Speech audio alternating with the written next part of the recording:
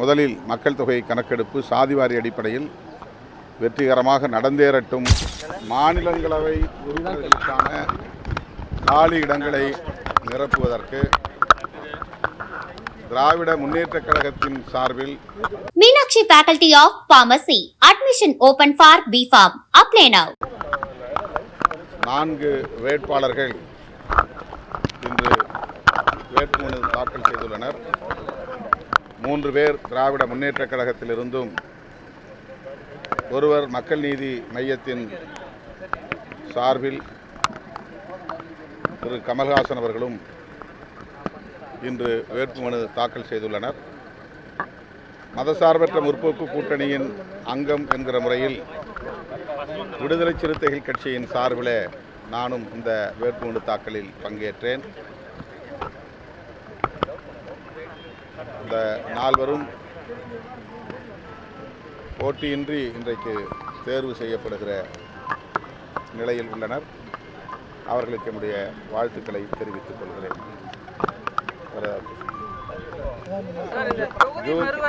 June 14ஆம் தேதி விடுதலை சிறுத்தைகள் கட்சியின் சார்பில் திருச்சிராப்பள்ளியில் மதச்சார்பின்மை காப்போம் பேரணி நடைபெற உள்ளது.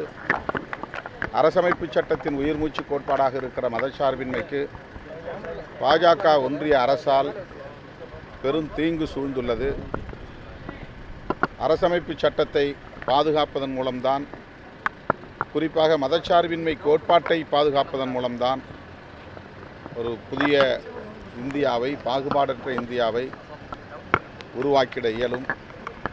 ஆகவே அனைத்து தரப்பு ஜனநாயக சக்திகளும் தேசிய அளவில் ஒருங்கிணைய வேண்டிய வரலாற்று தேவை எழுந்துள்ளது.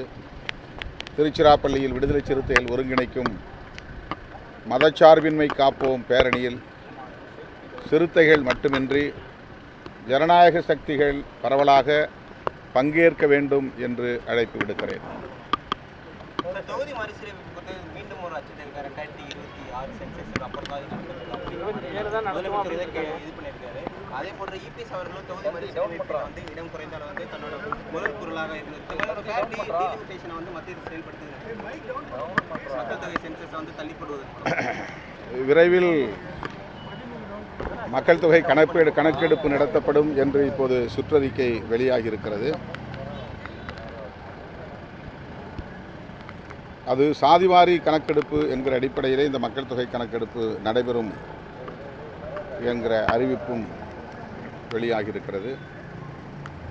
அது முடிந்த பின்னர் தான் தொகுதி மறுவரையறை செய்வதற்கு தொடர்பான கமிட்டியை இந்திய ஒன்றிய அரசு அமைக்கும்.